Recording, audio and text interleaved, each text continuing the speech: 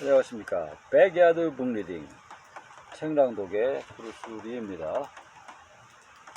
오늘은 50대 사건으로 보는 돈의 역사, 홍춘욱 지음.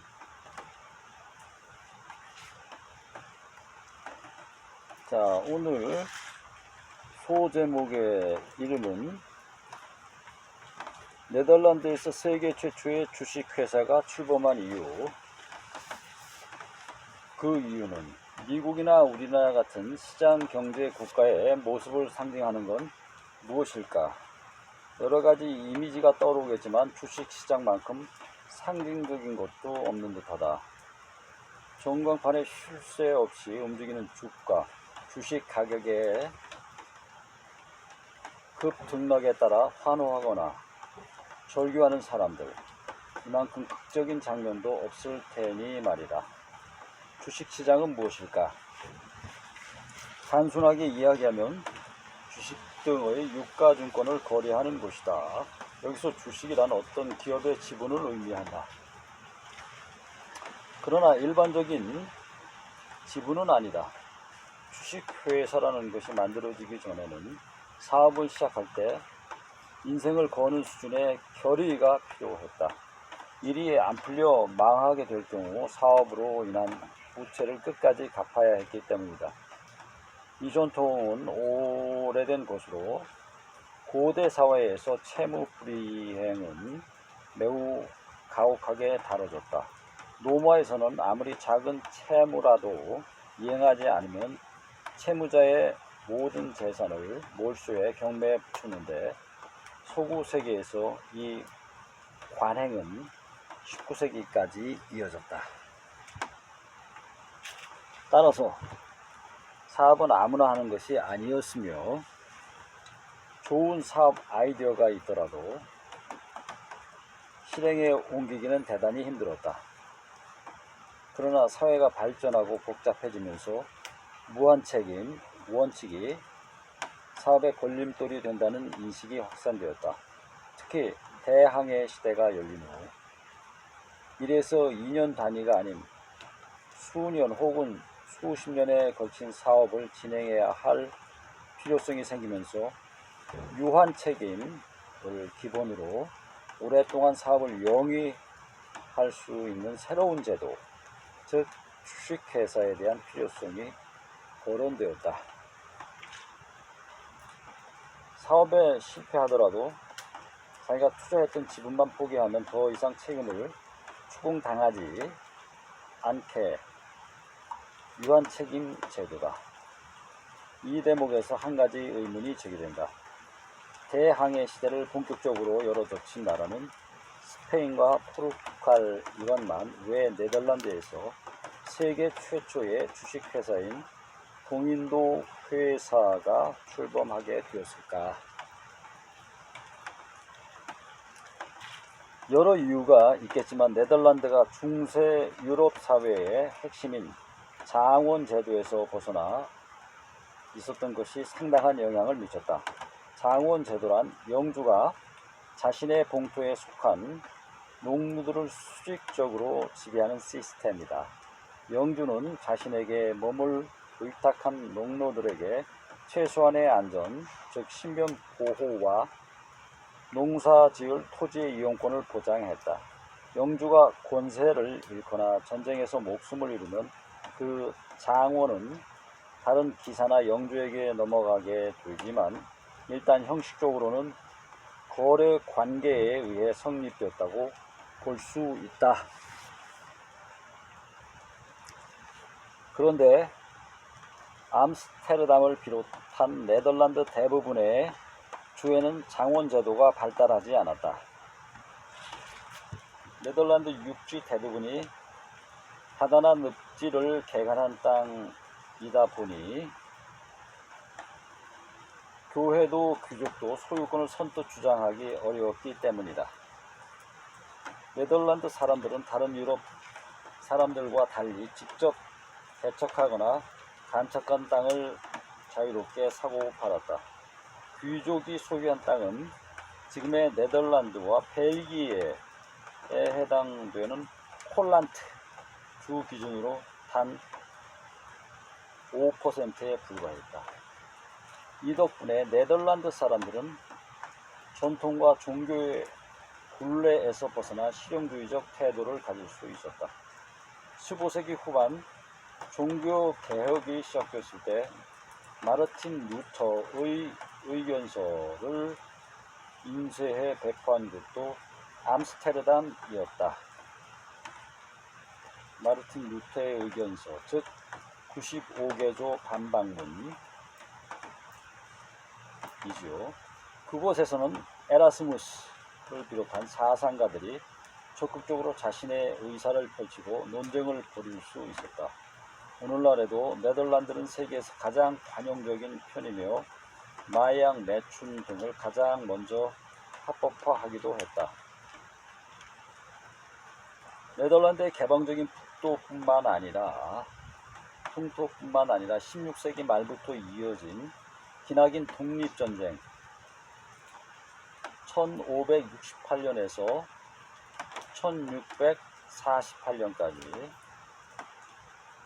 독립전쟁도 혁신을 유발한 원인으로 작용했다. 당시 남부 네덜란드를 통치하던 스페인이 종교의 자유를 억압하고 막대한 세금을 부과하여 여기저기서 반란이 일고 있던 터라 정부 차원에서 해외 진출을 도모할 여력이 없었다. 결국 네덜란드 정부는 해외 시장을 오랫동안 개척할 민간 자본을 육성해야 했는데 동인도 회사가 기가 막힌 대안이었다.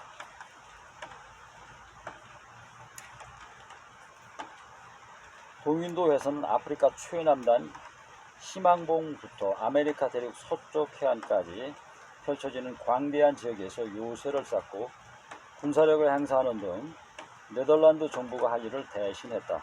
더욱이 동인도 회사 암스테르담 사무소에 초대 주주로 등록한 사람이 1143명에 이를 정도에서 거대한 자본금을 쉽게 모을 수 있었다.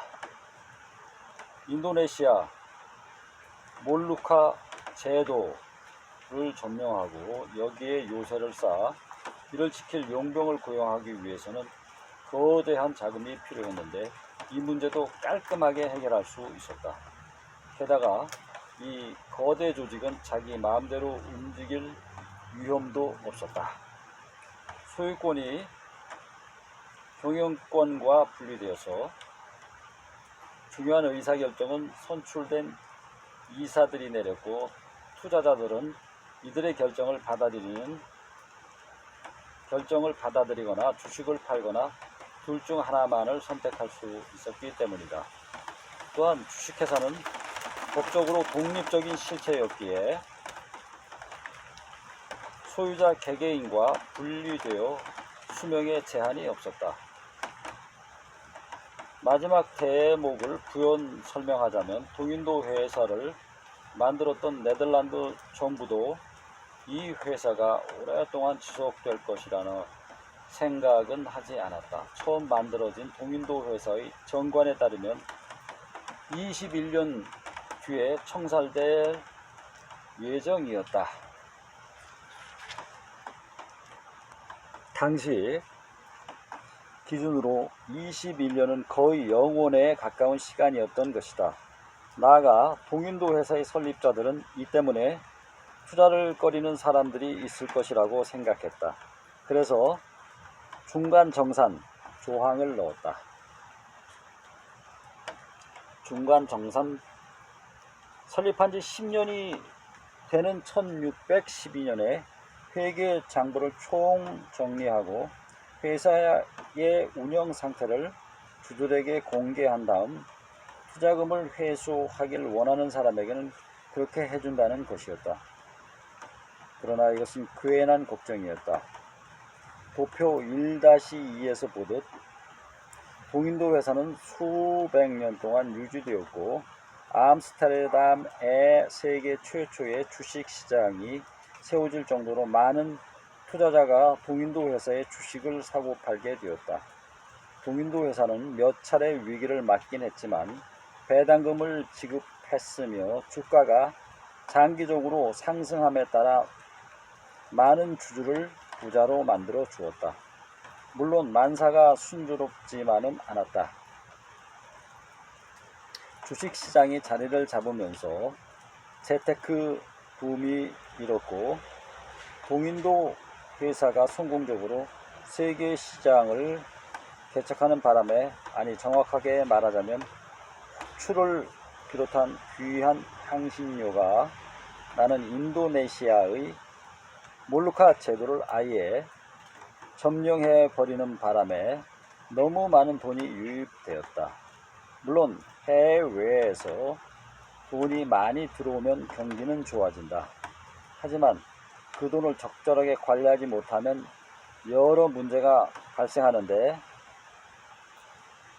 그 대표적인 사례가 바로 튤립 파동이다. 자, 도표 1-17세기 동인도 회사 주가 추이 1602년에서 1696년까지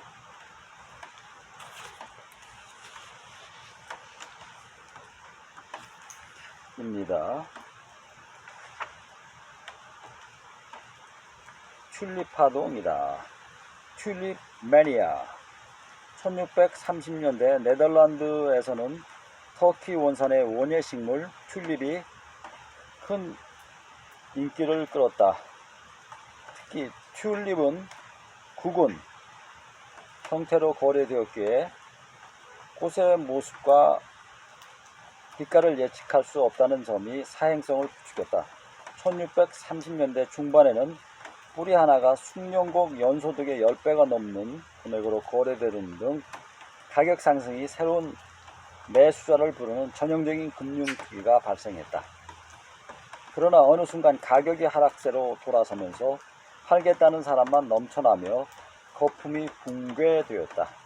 일각에서는 이와 같은 튤립 버블의 규모가 크지 않았고 가격 흐름 역시 버블이라고 지칭할 정도가 아니라고 반박하기도 했다. 실제로 동인도 회사 주가는 1630년대 이후에도 상승했다. 특히 17세기 동안 발생한 주요 전쟁에서 네덜란드는 항상 우위를 점했고 인도네시아의 몰루카 제도를 지배하며 향신료 공급을 독점하는 등 전성기를 누렸음을 생각하면 튤립 파동으로 네덜란드가 무너질 정도의 타격을 받지 않았음을 알 수 있다. 이 대목에서 한 가지 궁금증이 제기된다. 콜럼버스를 후원해 신대륙을 발견하고 16세기 초반 아메리카 대륙에서 역사상 최대 규모의 노다지를 발견한 스페인은 왜 네덜란드의 독립을 저지하지 못했을까?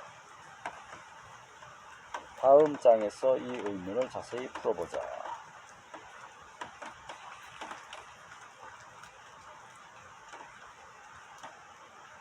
17세기 가장 비싼 것으로 팔렸던 튤립 중에 하나.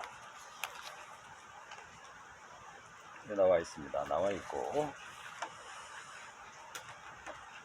또 하나는 설명할 부분이 있습니다. 주 넘어가면서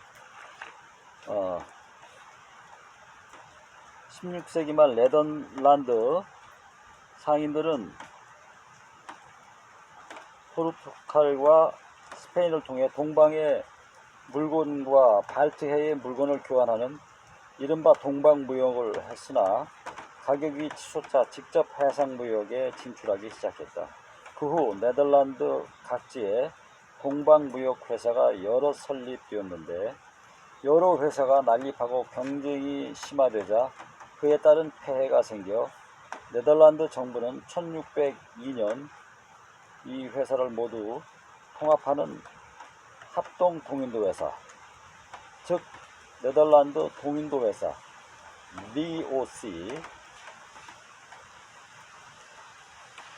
DOC를 결성하였다. 동인도 회사는 정부로부터 동양 무역의 독점권은 물론 군대 편성, 문관 임명, 요새 축조 등의 권한도 부여받아 경제적, 군사적 권력 대행관으로 자리매김했다. 이것이 설명이고요. 또 그 다음에 또 하나는 독립전쟁 1568년에서 1648년까지 있었던 독립전쟁, 스페인의 속령인 네덜란드 북부 7개 주가 스페인과의 항쟁에서 독립을 쟁취한 전쟁이다. 중세 이후 상공업 발달로 번영한 네덜란드 도시들은 자치권을 소유하고 있었고, 종교 개혁으로 북부에는 이른바 칼뱅파의 신교도가 급증하였다. 이에 스페인 왕 펠리페 2세가 카톨릭교 수호를 이유로 신교도 탄압에 나섰으며 자치권을 박탈하고 중세를 부과하자 시민들은 이에 항쟁하였다. 휴전과 전쟁 재개 등 80년간 이어진 전쟁은 1648년 베스트팔렌 조약으로 국제적 승인을 얻으며 종식되었다.